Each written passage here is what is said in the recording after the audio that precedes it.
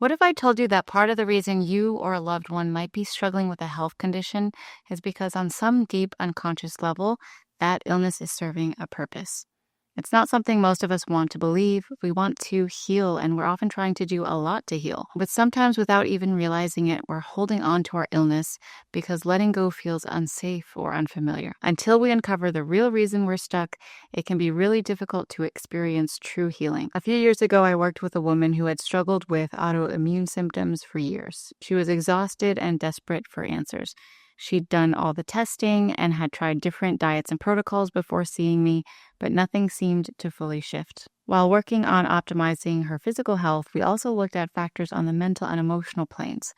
One thing we explored was what her illness might be doing for her rather than what it was just doing to her. Addressing these deeper root causes is when her health started to finally shift. As a naturopathic doctor who practices holistically, I help people understand the deeper aspects of health and healing, not just the physical symptoms, but the emotional and energetic patterns underneath. In this video, I'm going to walk you through 5 unconscious ways people hold on to their illness, and not because they want to be sick, but because the illness is serving another purpose.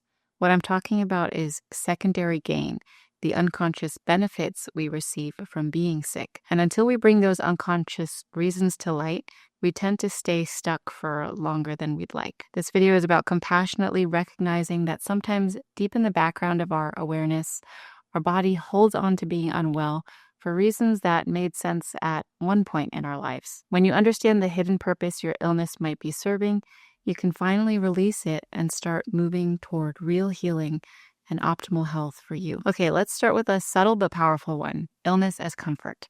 Now, I know that sounds a bit strange. Why would anyone find illness comfortable? But for many people, illness does become familiar and predictable, and there's almost a sense of psychological safety in that. Imagine someone who's struggled with chronic fatigue for years.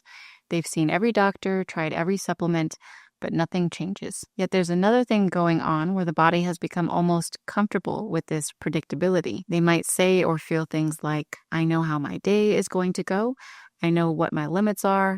I know exactly when I need to rest. And they begin to work around this every day.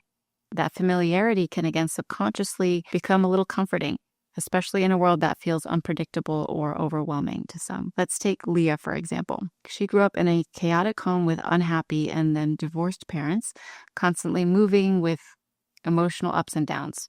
She never really felt like she truly had a home, and her life was pretty much filled with pain and discomfort. In high school, she was diagnosed with fibromyalgia and lived with that muscle pain, brain fog, and extreme fatigue for more years. When she decided to leave for college and started to seek more help for her condition, she was finally able to realize, I don't really know how to live life without my condition. I know how to do life like this. I've learned how to pace my days, manage my energy, and avoid situations that would push me too far. It was almost like her condition had given her a blueprint or a map, and sticking to it meant fewer unexpected surprises. For Leah, the discomfort of her illness became more bearable than the fear or anxiety of the unknown. Now, this is more common than we think. Our nervous systems can associate unpredictability with danger. So even if a life free from pain sounds amazing, it can be uncertain for some. And for some people, especially those who've survived chaos or trauma earlier in their life, that unpredictability seems like too big of a risk. So the body stays with what it knows, because that predictable pain sometimes feels safer than an unfamiliar reality that's more unpredictable and therefore uncontrollable. The next unconscious pattern keeping some people sick is illness as a form of protection. Illness can become like a shield. It offers a way to create boundaries, especially for those who never learned how to say no, for example. Let's look at Emma. She was in her mid-30s, constantly overwhelmed by her job, her extended family, her friend group, and her social obligations. She was also known as the responsible one, the one who showed up for everyone, and also the one who couldn't and didn't say no. While she did have some people-pleasing tendencies, it came from a genuine desire to help others, but without first understanding how to also help herself. After many years of doing everything for everyone, her body started to say no for her. She developed intense digestive systems with IBS and started saying things like, I'm sorry I can't make it today, I'm having a flare-up, or I'd really love to help, but I'm dealing with intense pain and cramping and I just need to take it easy today. If you can see what was happening, her condition and illness started to become her boundary. Now, of course, her symptoms were real and painful, but they also gave her a break, which is something she also desperately needed, but never gave to herself. What was essentially happening was that she didn't know how to protect her energy unless she had another physical reason that others couldn't question. Now, for many women, especially those who were raised and taught to be helpful, selfless, or always available, illness becomes the only way to escape that constant pressure of supporting other people's needs, especially if they never learned the importance of taking care of themselves too. When illness has been acting as our protector, healing often requires knowing how to feel safe and setting boundaries before the body has to scream at us to get our attention. The next one is illness as love. Again, I know this one sounds strange too, but for some, being sick is the only time they felt deeply loved and cared for, especially during childhood. Let's talk about Maria. Maria remembers feeling lonely for most of her childhood, growing up in a busy household. Her parents worked multiple jobs and were a bit emotionally unavailable. But she clearly remembers one week when she had the chicken pox around age 6 or 7. That week, things were different for her. Her mom stayed home with her. She got chicken noodle soup, movies, and snuggled on the couch with mom. And even though the chicken pox weren't fun, she felt really tended to and loved by her mother. That experience imprinted something for her that when I'm sick, I get love. Now, fast forward to adulthood. Maria found herself with recurring migraines. Every time she had one, her partner stepped in. He was extra attentive, took care of dinner, and was constantly there trying to help relieve some of her symptoms. Subconsciously, her body had learned that illness equals tenderness. Now, again, this doesn't mean that she was faking her pain, not at all. But part of her body associated normal health with being almost invisible, like in childhood, and associated illness or physical pain as being seen and loved. With situations like this, physical therapies only tend to go so far. Maria had to look at mental and emotional patterns and ask, how can I allow myself to feel love while I'm well? Sometimes if we don't feel worthy of love when things are going well, our bodies may seek to meet that need through illness. Let's shift a bit and talk about when illness becomes a way to escape responsibility. This one can be a bit hard to look at honestly, but sometimes we use illness, again, unconsciously, as a form of freedom from responsibility. I'll explain this one with a story about Kevin. Kevin was a man in his 40s, and after a series of disappointments in his career and relationships, he began experiencing depression, low motivation, and chronic back pain. He saw specialists, tried medications, and made some lifestyle changes, but the symptoms didn't go away. Now, over time, he began to say things like, I would start that project, but my back is killing me. Or I want to be there for my kids, but I just can't handle it.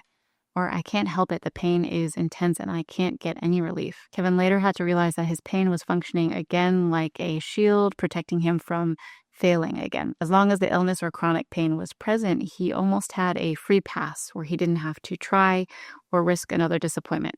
He could stay instead in this current state of chronic pain where the expectations of him were low. Again, this is another form of self-protection. It's not that he was lazy or he made it up. The pain is real and serving as protection, but usually and unfortunately at the cost of growth and true health and healing. Now, in order for someone like Kevin to heal, he has to reclaim his agency and start owning his choices again. For him, part of this included grieving his past failures, as he defined them, but also deciding not to let his pain be a reason to stop trying or being involved. So if you're in a similar situation, it can be really powerful and eye-opening to ask yourself, what responsibility might I be avoiding? And what steps can I take to start facing it? Finally, one of the most powerful unconscious attachments is illness as identity.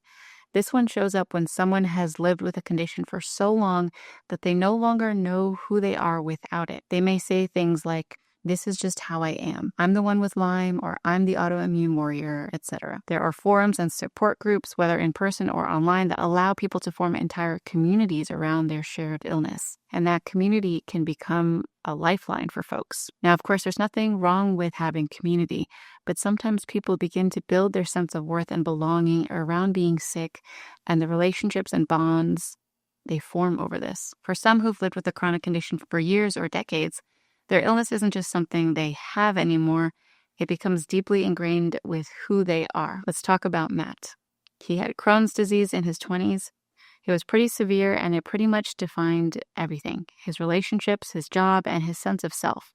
He joined Facebook groups, posted updates to these new communities, and found a lot of comfort and camaraderie with those shared experiences. After some time and a major lifestyle shift, he finally started to experience real changes with his physical healing. But at the same time, he also noticed feeling a bit lost.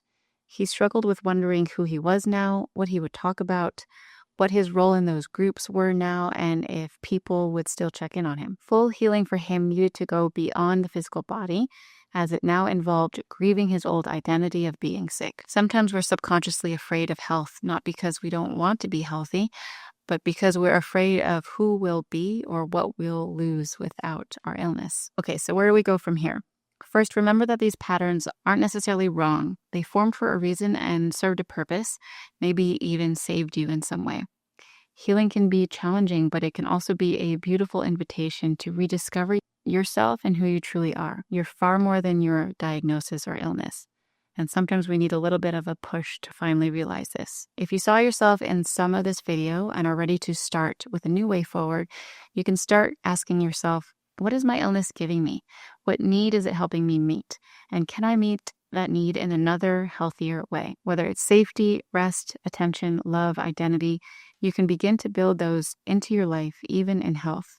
You do not have to stay sick to be cared for or suffer to be seen, and you do not have to stay small to be safe. Your body wants to heal. Remember, health is our natural state, and our body is always trying to come back to that. And the way you help it is by letting go of what no longer serves you. If this resonated with you, let me know in the comments which of these 5 patterns stood out to you most. And if you want more conversations like this on the mental, emotional, and spiritual roots of health, join my list in the description. Stay curious and be well.